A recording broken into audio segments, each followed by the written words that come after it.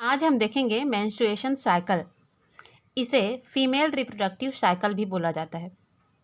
ठीक है, ये फीमेल बॉडी में होता है और क्यों होता है वो सारा चीज़ आज हम लोग इस टॉपिक के ज़रिए जानेंगे। ठीक है, तो चलिए स्टार्ट करते हैं इसके डेफिनेशन से।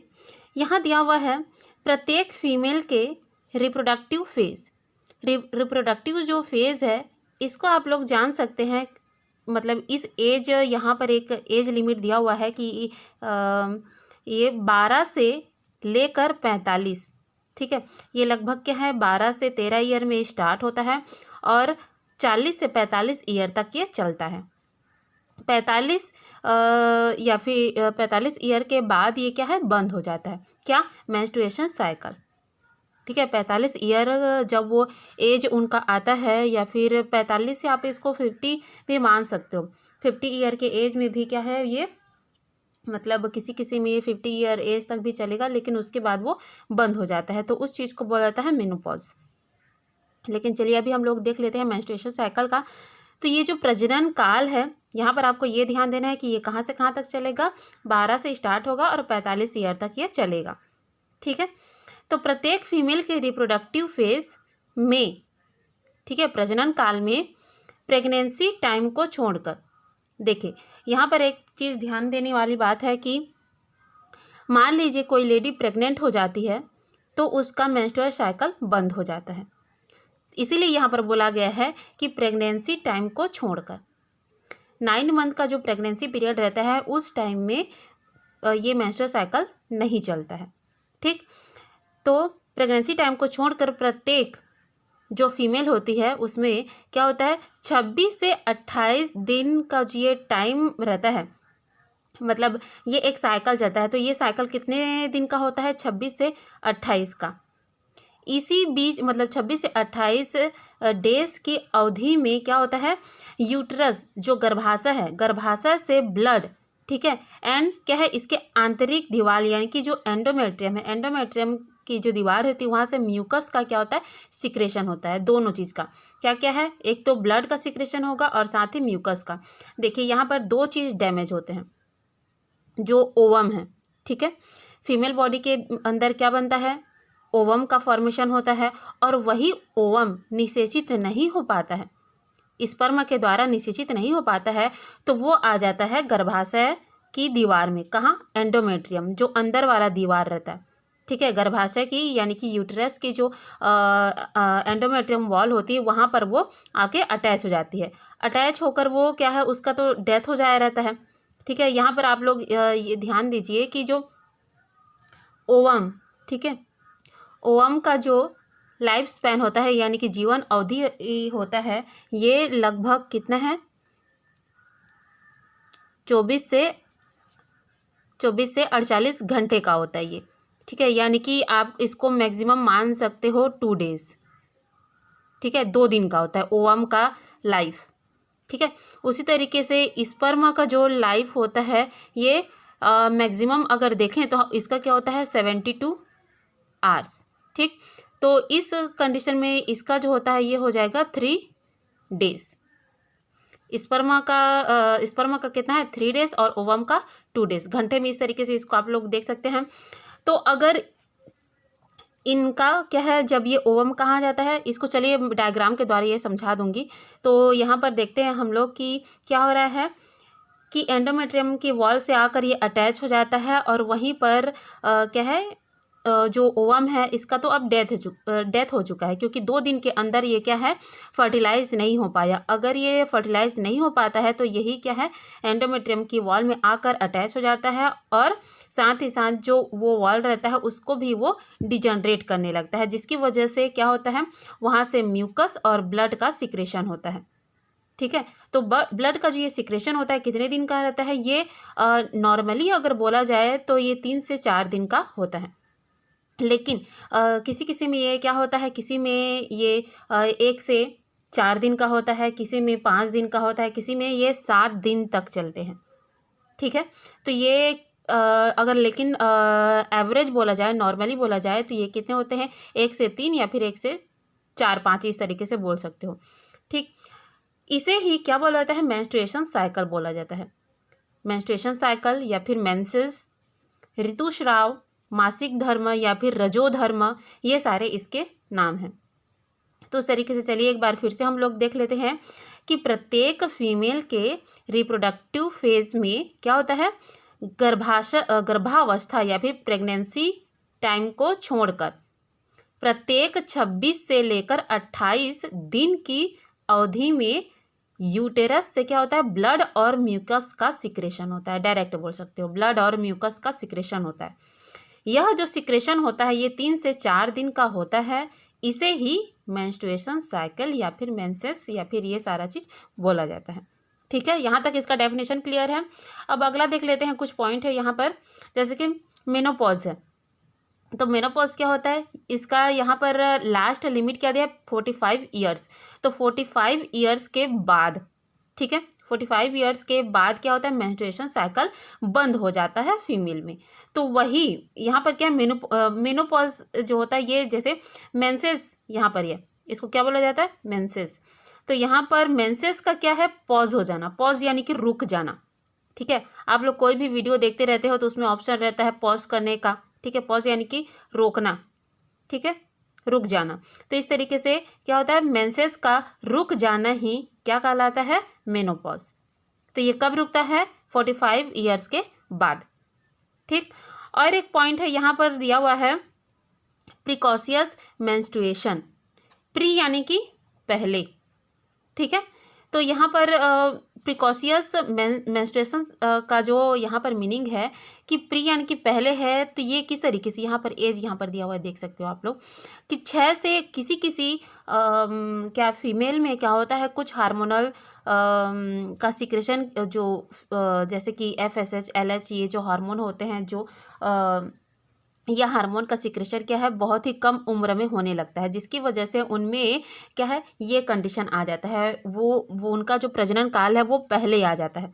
ठीक है, प्यूबर्टी एज उनमें जल्दी आ जाता है, ऐसा बोल सकते हो। नॉर्मल क्या होता है, प्यूबर्टी एज कब आता है, 12 से 13 ईयर में ये स्टार्ट होता है, लेकिन इनमें कब आ गया है, 6 से 10 साल की उम्र में ही आ गया है ये। तो इस कंडीशन में देख सकते हो आप लोग कि इनका जो मेंस्ट्रुअल साइकिल है ये 6 से 10 साल की उम्र में ही स्टार्ट हो जाता है। तो यही कंडीशन कहलाता है प्रिकॉशियस मेंस्ट्रुएशन। ठीक है, पहले, प्री यानी कि पहले स्टार्ट हो जाना, प्यूबर्टी एज के आने के पहले ही उनमें क्या हो जाता है, मेंस्ट्रुअल साइकिल स्टार्ट हो जाता है। तो ये कंडीशन, ये चीज़ कहलाता है। अब हम लोग देख लेते हैं कि मेंस्ट्रुएशन साइकिल का जो ये क्या है, कितने दिन का, 28 दिन का जो चलता है, इसमें क्या क्या इवेंट होते हैं। पहले इसको इस तरीके से पॉइंट वाइज देख लेते हैं, डायग्राम के द्वारा भी समझा दूंगी, एक रे डायग्राम भी यहाँ पर मैंने बनाया हुआ है, उसके द्वारा भी आपको ये चीज़ समझ में आ जाएगा अच्छे से। देखिए, तो यहाँ पर मैंने जो रे डायग्राम बनाया हुआ है वहाँ पर इसको मैंने 1 to 5 डेज का लिया हुआ है मेंस्ट्रुएशन साइकिल को, इसलिए यहाँ पर मैंने 1 to 5 ये दर्शाया हुआ है। ठीक है, देखिए, तो यहाँ पर जो मतलब 1 से लेकर 5th जो डेज तक है, ये क्या चलता है, मेंस्ट्रुएशन साइकिल चलता है। ठीक है, मेंस्ट्रुएशन साइकिल चल रहा है। फिर 6 से लेकर 13 जो डेज है, इस बीच में क्या होता है, देखिए कि ओवरी में क्या होता है, फॉलिकल का निर्माण होता है।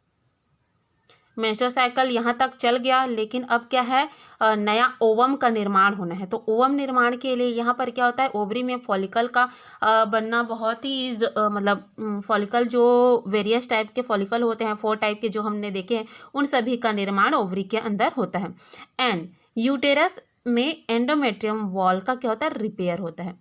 मैं 2 चीज़ बताई हूँ कि ये मेंसेस में क्या होता है, ये ओवम के मतलब ब्लड के साथ साथ, ठीक है, ब्लड के साथ साथ जो एंडोमेट्रियम का जो वॉल है ये भी डैमेज हो जाता है, वहीं से ही म्यूकस का सिक्रेशन होता है।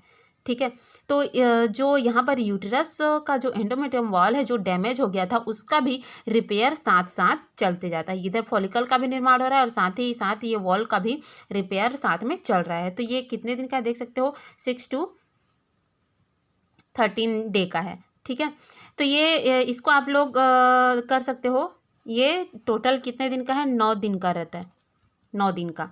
फिर उसके बाद 14वें दिन, ठीक है, 14वें दिन क्या होता है, ओव्यूलेशन होता है, अंडोत्सर्ग होता है। ठीक है, ओवम का बाहर निकलना, ग्रेफियन फॉलिकल से ओवम का बाहर निकलना या फिर ओवरी से ओवम का बाहर निकलना ही क्या कहलाता है, ओव्यूलेशन कहलाता है। देखिए, चाहे मेंस, ठीक है, मेंस्ट्रुएशन साइकिल 1 से 3 दिन का हो, 1 से 4 दिन का हो, 1 से 5 दिन का हो, 1 से 7 दिन का हो, लेकिन उनका जो ये ओव्यूलेशन डे जो होता है ये यही होता है, 14वें दिन में ही ओव्यूलेशन होता है। अगर उसका मेंस्ट्रुएशन साइकिल 7 दिन का भी चल रहा है या फिर 3 दिन का भी चल रहा है, फिर भी क्या है, 14वें दिन ही क्या होगा, उसका ओव्यूलेशन की क्रिया होगी। ये बहुत ही इंपॉर्टेंट है, ठीक है। अगला हम लोग देखते हैं कि 15वें दिन में क्या होता है। 15वें से 19वें दिन में क्या होता है, कॉर्पस ल्यूटियम का फॉर्मेशन होता है, ठीक है, कॉर्पस ल्यूटियम का फॉर्मेशन होता है एंड फेलोपियन ट्यूब में ओवम का फर्टिलाइजेशन होता है। देखिए यहाँ पर दो चीज़ें, यहाँ पर फॉलिकल से जो ग्रेफियन फॉलिकल था वहाँ से ओवम निकल कर आ गया था, ठीक है, जिसको हम लोग क्या बोले थे, ओव्यूलेशन बोले थे। अब यहाँ पर दो चीज़ें बनेंगी, जो डैमेज क्या बोलना चाहिए, फॉलिकल था उसमें ब्लड क्लॉट भर जाते हैं, धीरे धीरे वो रिपेयर होते जाता है और किसका फॉर्मेशन करता है, कॉर्पस ल्यूटियम का, ठीक है, कॉर्पस ल्यूटियम का फॉर्मेशन करता है। जो डैमेज रिपेयर था वो सॉरी मतलब जो डैमेज फॉलिकल थे उसके द्वारा कॉर्पस ल्यूटियम का फॉर्मेशन होता है। और साथ ही साथ जो ओवम था, ठीक है, ओवम बॉडी कैविटी से कहाँ जाता है, फेलोपियन ट्यूब में आ जाता है। फेलोपियन ट्यूब में आने के बाद उसका क्या होता है, वहाँ पर वो रुकता है फर्टिलाइजेशन के लिए। और वहाँ पर फेलोपियन ट्यूब, हमेशा ये याद रखिए कि ओवम का फर्टिलाइजेशन कहाँ होता है, फेलोपियन ट्यूब में होता है, याद रखना ये चीज़ आपको, ठीक है, कहाँ होता है, फेलोपियन ट्यूब में फर्टिलाइजेशन की क्रिया होती है। अब अगला देखते हैं हम लोग कि 20 से 25वें दिन तक क्या चलता है ना, तक फर्टिलाइज्ड ओवम का क्या होता है, यूटेरस में इम्प्लांटेशन होता है। मान लीजिए अब क्या होता है, ओवम कहाँ है, फेलोपियन ट्यूब में है और इसी बीच स्पर्म के द्वारा वो क्या हो जाता है, फर्टिलाइज हो जाता है, निषेचित हो जाता है। तो निषेचन के बाद क्या बनता है, जायगोट बनता है और वही जायगोट जो होता है वो धीरे धीरे एम्ब्रियोनिक डेवलपमेंट होता है और वही जाकर कहाँ जाता है, यूटेरस का जो एंडोमेट्रियम है वहीं पर वो जाकर धंस जाता है, ठीक है। यूटेरस के एंडोमेट्रियम वॉल में धंसना ही क्या कहलाता है, इम्प्लांटेशन या फिर रोपण, स्थापित हो जाता है वो, ठीक है। अब देखिए, अब 26 से 28 दिन तक क्या होता है, फर्टिलाइजेशन न होने पर, ये कंडीशन क्या था, फर्टिलाइजेशन होने की कंडीशन में था। फर्टिलाइजेशन होने की कंडीशन में वो क्या होता है, यूटेरस के एंडोमेट्रियम में जाकर वो स्थापित हो जाता है। लेकिन दोनों में यहाँ पर थोड़ा सा अंतर है। देखिए यहाँ पर कि इतने दिन में फर्टिलाइजेशन न होने पर भी वो क्या हो जाता है, वो जो ओवम रहता है वो एंडोमेट्रियम की वॉल में जाकर स्थापित हो जाता है। देखिए, फर्टिलाइजेशन होने पर वो क्या रहता है, फर्टिलाइज्ड ओवम रहता है, जो आगे क्या बनाएगा, एक शिशु का फॉर्मेशन करेगा। लेकिन अनफर्टिलाइज्ड जो ओवम रहेगा, अगर वो जाकर स्थापित हो जाता है तो उसका आगे का कंडीशन जो होगा वो मेंस्ट्रुअल साइकिल का होता है, ठीक है, उसमें मेंस्ट्रुअल साइकिल जो होता है वो स्टार्ट हो जाता है, ठीक। देखिए, तो यहाँ पर इस दिन में क्या होता है, फर्टिलाइजेशन ना होने पर कॉर्पस ल्यूटियम का नष्ट होना। यहाँ पर जो कॉर्पस ल्यूटियम था, देख सकते हो आप लोग, कॉर्पस ल्यूटियम जो बना था, मतलब ये कॉर्पस ल्यूटियम कब तक रहता है, मान लीजिए फर्टिलाइजेशन होता है तो ये 7 मंथ तक क्या रहता है, 7 मंथ तक फीमेल बॉडी में रहता है। लेकिन अगर फर्टिलाइजेशन नहीं हो पाता है उस कंडीशन में कॉर्पस ल्यूटियम क्या हो जाता है, नष्ट हो जाता है, ठीक। तथा फर्टिलाइजेशन होने पर क्या होता है, 7 मंथ तक एक्टिव रहता है फीमेल बॉडी में, ठीक है, इतना क्लियर है। तो इस तरीके से ये सारे इवेंट हैं। चलिए इसको भी थोड़ा सा डायग्राम के द्वारा समझा देती हूँ। आप देख सकते हैं कि ये फीमेल रिप्रोडक्टिव सिस्टम का डायग्राम है। तो यहाँ पर चलिए हम लोग स्टार्ट करते हैं ओवम फॉर्मेशन से, ठीक है। ओवरी के अंदर जो ओवम का फॉर्मेशन होता है वहाँ से, यहीं से आप देखेंगे तभी जाकर ये आपको ये समझ में आएगा मेंस्ट्रुअल साइकिल किस तरीके से होगा, ठीक है। यहाँ पर जो ये ओवरी है, ओवरी के अंदर में ही क्या है, ग्रेफियन फॉलिकल का निर्माण होता है। ग्रेफियन फॉलिकल के क्या है, मैच्योर हो जाने पर वहाँ से ओवम बाहर निकलता है। इस तरीके से आप लोग देख सकते हैं, यहाँ पर ये ओवम बाहर निकल रहा है। ओवम बाहर निकलता है, बॉडी कैविटी में आ जाता है, और साथ ही साथ यहाँ पर जो है वो डैमेज फॉलिकल किसका फॉर्मेशन करेगा, ओवरी के अंदर, कॉर्पस ल्यूटियम का। ठीक, अब देखिए ये जो ओवम रहता है, ये ओवम किसके द्वारा, ये फिम्बरी है, फिम्बरी के द्वारा ये फिंगर लाइक प्रोजेक्ट, हाथ के समान ये संरचना होती है, इसके द्वारा ये ग्रहण कर लिया जाता है। अब फिम्बरी के अंदर जैसे ये इंटर करता है तो इसके अंदर ये जो फेलोपियन ट्यूब रहता है, ठीक है, ये फेलोपियन ट्यूब में इसके अंदर में पाए जाते हैं सीलिया। क्यों, अब ये सीलिया का फंक्शन क्या है ये देखिए। ओवम क्या है, नॉन मोटाइल होता है, यानी कि ये अचल होते हैं, ये खुद से नहीं चल सकते। स्पर्म क्या होता है, मोटाइल होते हैं। क्यों, क्योंकि उनमें टेल पाया जाता है जिसकी सहायता से वो मूव करते हैं, लेकिन ओवम में टेल या फिर किसी भी टाइप का प्रचलन अंग नहीं पाया जाता। तो यहाँ पर ये सीलिया क्या करते हैं, इसको तो पहले ग्रहण करेंगे और वही सीलिया इसको मूव कराते हैं, ठीक है, गति कराते हैं, जिसकी वजह से ये ओवम कहाँ जाता है, यहाँ पर ये फेलोपियन ट्यूब में आ जाता है। ठीक है, अब ये फेलोपियन ट्यूब में ये वेट करते रहता है कि मतलब वेट यानी कि ये जो क्या है, दो दिन तक कम से कम यहाँ पर ये रहता है फेलोपियन ट्यूब में। ठीक है, यहाँ पर अब जब तक, अब इस बीच में क्या है, मान लीजिए स्पर्म आते हैं, ठीक है, स्पर्म आकर इसको क्या करता है, फर्टिलाइज कर देता है। स्पर्म आकर इसको फर्टिलाइज कर देता है, तब के कंडीशन में ये जायगोट का फॉर्मेशन करेंगे और जायगोट आगे चलकर क्या बनाएंगे, एम्ब्रियो बनाएंगे, एम्ब्रियोनिक डेवलपमेंट होगा, और उस बीच में ये आकर कहाँ स्थापित हो जाते हैं, जो ब्लास्टोसिस्ट रहता है वो यहाँ पर स्थापित हो जाता है, एंडोमेट्रियम। ये एंडोमेट्रियम की वॉल है, देख सकते हो आप लोग, ये फोल्डिंग है ना, यहीं पर ये स्थापित हो जाता है और आगे चलकर ये क्या करता है, मतलब एक न्यू चाइल्ड का फॉर्मेशन करता है। तो ये तो था फर्टिलाइजेशन होने के कंडीशन में, ठीक है, और साथ ही साथ यहाँ पर जो कॉर्पस ल्यूटियम रहता है, अगर निषेचन हो जाता है तो उस कंडीशन में ये 7 मंथ तक फीमेल बॉडी में रहता है, ठीक है, और इम्पॉर्टेंट हार्मोन का सिक्रेशन करता है।